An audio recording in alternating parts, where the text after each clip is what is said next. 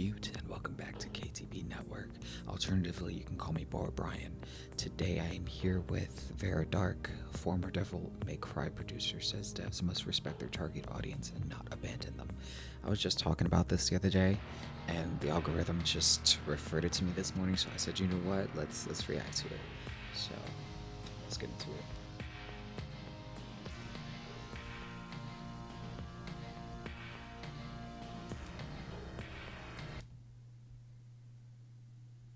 Over the years, we have seen so many companies disrespect the audience they once had in order to chase a new, more modern group of people that doesn't really Right, exist. And right. just a few weeks Chasing ago, Fat. we heard the Super Smash Bros. Creator, Sakurai, come out and encourage Japanese developers to pursue the kind of games Japanese people love instead of adapting for a Americanized audience, a westernized audience, to just create what they are passionate about, and ultimately success will follow. And now we have the former Devil May Cry and Dragon's Dogma producer talking about why it is vital to choose your target audience, respect them, and then stick to it. I have a few different things to show off, but before I get into the topic, if you enjoy the content I create, check out the links in the description, join the community in my live streams, and consider I love her speaking voice. It's so professional.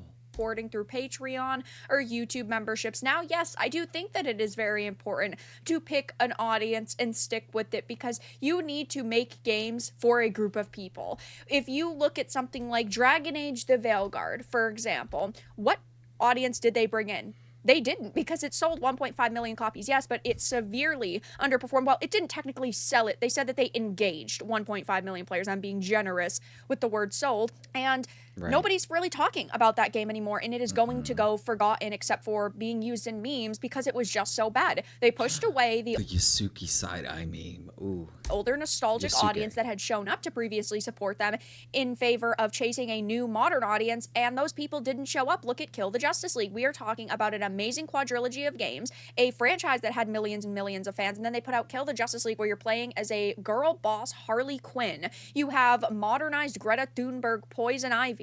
You end up killing your fan favorite characters. Like, all they did was trash the legacy of these characters, and they didn't respect the fans. It is important to respect them and to pick an audience and stick with it, and that is exactly what they're saying here. So in a recent interview with Famitsu, Capcom veteran and CEO of GP Track 50, Hiroyuki Kobayashi, had talked about his decision to market his studio's unannounced new game to the overseas market, sharing insights into how his extensive experience as a game producer has shaped his views on how to successfully market a game. Prior to becoming head of NetEase Games GP Track 50, he spent 27 years at Capcom, so he definitely knows what he's talking about. He debuted as a game producer on Dino Crisis 2, went on to be a producer for Resident Evil, Devil May Cry. Wow. We're talking about a lot of games here. And when asked All about my how favorite the games. And role by of the game way, producer has changed with the times, I don't know if I'm the only one. Okay, I played all the Devil May Cry games and I loved it, but I don't know if I'm one of the only ones that actually enjoyed the DMC remake. You know, the one where he kind of dissed Dante in the white hair, like never again. But I still feel like I'm missing that. They had a storyline going, and I know it's not going to come back, but it's fine. The real DMC is back.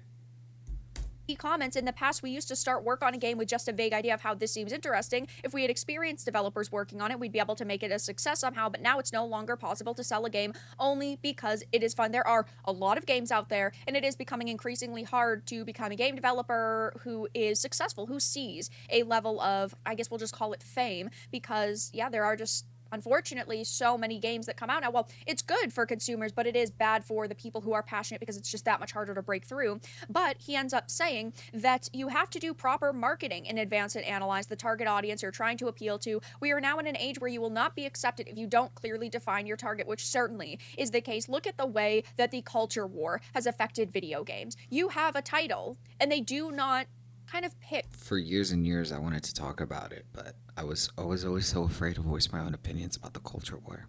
a group of people. Now, I'm not saying it needs to be like woke versus anti-woke, but they don't. Because I love both kind of genres. You know, there's a niche for everything. There's a niche for everyone, I should say.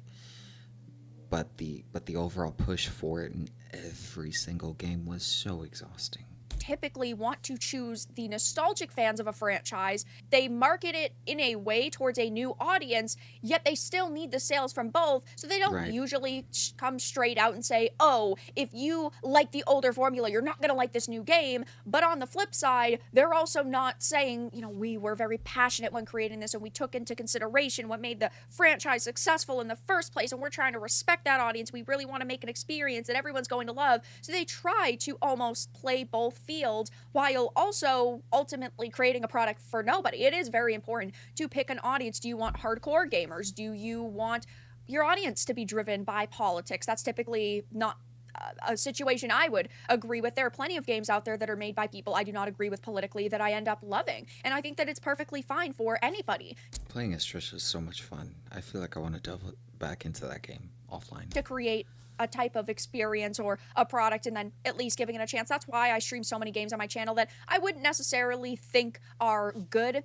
or I'm not that excited for, like Bloom and Rage, for example. It's made by a team of people who are very, very left, who do have opinions on the culture war, but I still gave it a chance. It could have been great. It Was it Trish? definitely wasn't. It's Let me like know Kill if the I'm right. Justice League. We know that Rocksteady is a shell of the company they once were, and they have definitely modernized over the years. I still gave it a chance because I was hoping that they'd be able to create something amazing because they had the foundation for it, and they didn't. It is important to define your target and pick an audience, but it's also important to respect them. Now that I've ranted for a few minutes with my opinions and you know what they are, you are going to see the problem I have with the next statement. He mentions that the unannounced game GP Track 50 is currently working on happens to be targeted towards the overseas game market. As such, he does not expect it to sell very well in Japan. He accepts that this and does not plan to make midway changes to the game to try and appeal to the Japanese market in a half-hearted way. If we were to incorporate such changes, the game's development would steer in the wrong direction. So this is a very mixed statement to me because it is good that they are not trying to do half-hearted things. They're not trying to make half-hearted changes to appeal to a certain audience,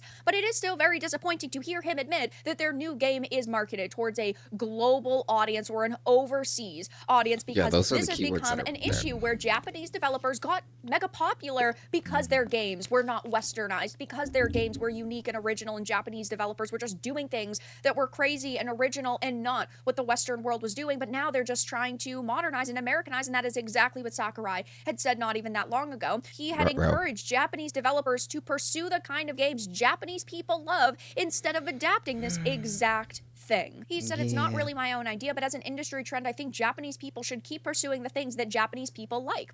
He goes on to explain that the success of various Japanese games in the US kicked off a trend of making Americanized works, or he notes, you could say that there was a culture of following de facto standards, and he is referring to practices that get adopted as widespread norms by the industry as an outcome of market competition. However, he feels that people overseas who love Japanese games aren't looking for this kind of filtered experience, but rather I think they seek the uniqueness and fun of Japanese games, which is 100% correct. The reason why Japanese games became so popular is because they were so different and unique and original and really fun, and we do not want a filtered I don't want to be shady. But just looking at him, like, I feel like he's become westernized himself, like, just by appearance.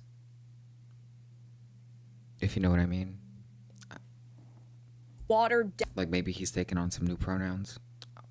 down Americanized experience of this. So he is sort of saying exactly what this CEO and Capcom vet is doing. Now, I do think that the vet's comments are good. Hiroyuki is correct when he's saying that it is vital to choose a target audience and stick to it. He's but right about it that. is unfortunate that he is sort of guilty of doing the same thing that has become an issue within the industry. I mean, we also had seen at the beginning of March the Final Fantasy VII Rebirth director say Japanese devs now create with a global audience mind from the very start, and confirms games are subjected to thorough ethical reviews tailored to different regions, which, yes, I mean, is being admitted now. It's not shocking given GP Track 50 is, as it says here, a NetEase studio, though it is a bit disheartening. So I do think that he is correct when he says you need to pick an audience and stick to it, but he's also guilty of doing the same exact thing that Sakurai was just recently talking about, so I'll be keeping my eye on this to see if there's any clarifications issued. But for now, that's Right. all that I really had to discuss in this video. Let everyone know your thoughts in the Thank you, Vera.